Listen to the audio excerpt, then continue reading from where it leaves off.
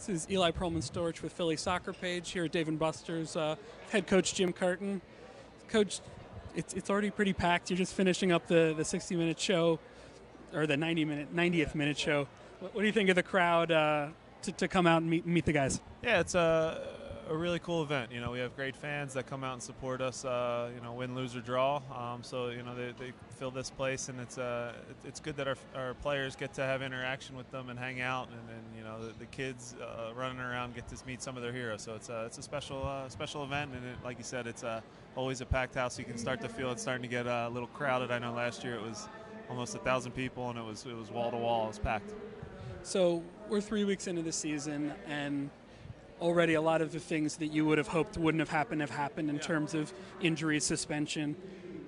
First of all, how are you doing as a young coach, taking this in for the first time with a full season? Where's your head right now? Yeah, it's part of it. It's what I signed up for. It's been a unique 3 games if you break them all down. Colorado, in hindsight, a good shutout at home, but still not our best attacking-wise. Created enough chances to maybe get 3 points on the day. But still not happy with the tie at home. You won 3 points anytime you play on your home field. Fast forward to Salt Lake, a game where, yes, it was a little bit a crazy game, but, you get it to 3-2 and you're doing a good job closing it out. A tough decision goes against you from the ref.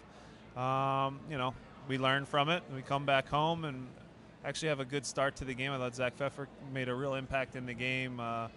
Unlucky not to score a goal early on his part, and then the red card happens, and Zach's obviously upset about it and has apologized to myself and the team. But we're a team for a reason. We have to stick together through the tough times, and I would have loved to have seen how that game plays out if it stays even strength. But that breaks happen, and we should have done a better job maybe just closing the game out. Maybe not self-inflicting some of the things that we did towards the end to give up the 2 goals to Dallas, who is a good team, but at the same time, you see they're the top team in the league right now points-wise, and we realize we can play with them. We're not far off.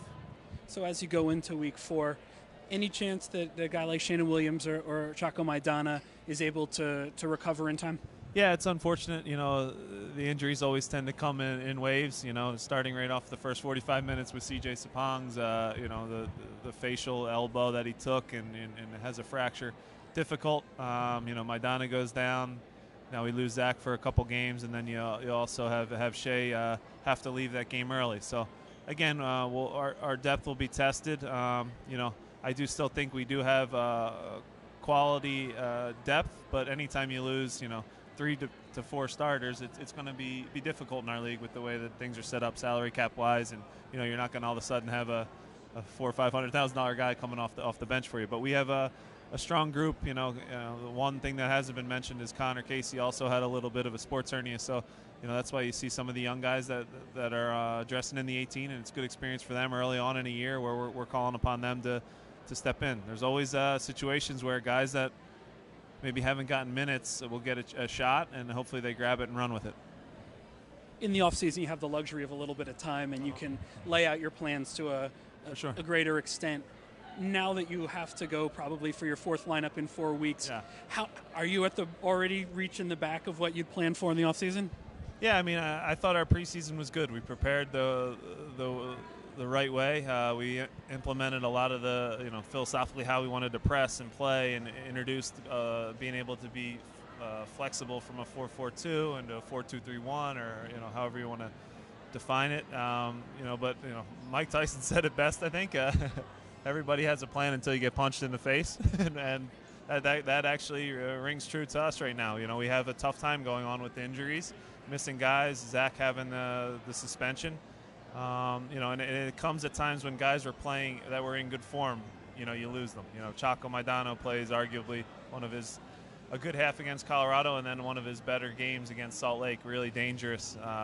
Zach in great form all preseason, looks like he's about to make the turn, and now he has to sit out 2 games. It's okay, though. We're going to be all right. We've played 3 games. It's good to keep it in perspective. We've lost 1 time. And at the same time, we haven't gotten our first win. We're not happy by any stretch. We had planned for our 2 home games to be wins, to have 6 points at a minimum at this stage, and we've come up short on that. So now we're chasing it a little bit early, which is not good, not the way we wanted to go. But at the same time, we have to go into Chicago and try and get 3 points there. it's kind of been a herky-jerky start, across all of MLS. Yes. Do you think any of that is down to sort of a post-CBA negotiation hangover where guys weren't sure if they were playing, and even though they were preparing physically, maybe their brains across the league weren't 100% committed come week one? Yeah, it was tricky in that regard to keep the guys fully focused, especially in the final 2 weeks of preseason, where you started to see the little questions coming up and little discussions going on. Is this thing really going to go down? Are we going to strike? Is there going to be a stoppage? So yeah, that was a distraction I think every coach had to deal with. The East Coast, we deal with a lot of crazy, you've seen the weather situation, so the training for all the East Coast teams is kind of broken up. You look across the country, and even Chicago was training in a bubble yesterday. So again, it's not quite full go just yet. It's early still, but at the same time, the teams that are organized at this stage of the year, in the first 10 games, you can get a lot of points if you handle it the right way. So far, we're not happy with how we've handled it, but I still think that there's good things to come. With so many question marks around the team, with all that's gone on, how big has it been for you to get a guy like Fernando Aristeguieta, who's come in, seems to do everything right, say everything right, and just he's not just a goal scorer, but he's a real worker. Yeah, he covers ground. He's not just good in front of goal and good at passing and holding the ball up. He works his butt off. He covered an astronomical amount of ground. Obviously, down a man, you're going to run a little bit more, but I think it was, the usual is, between 8 and 10,000 kilometers covered. I think he was up around 12.6, which is a remarkable work rate for a guy who's a goal scorer as well. Usually a lot of the goal scorers you see in the world aren't the Ibrahimoviches that are, they pick their moments, so to be honest, actually I talked with him today. That was probably, we don't want him to run that much, to be honest, because we want him to be fresh when we do get him the ball, but unique circumstance where we're down a man. But the point is he will work, and in our league, if you work hard, you get rewarded. Still only 22 as well, so I'm very, very happy with how he's performed in training, and now translates to the game with the 2 goals that he gets us, and I think there's more to come from him in front of goal. He's going to score some goals for us this year. So one more, we'll let you get to your waiting fans, but you get a team like Chicago who has very much struggled out of the gates, has a lot of question marks, similar to you guys.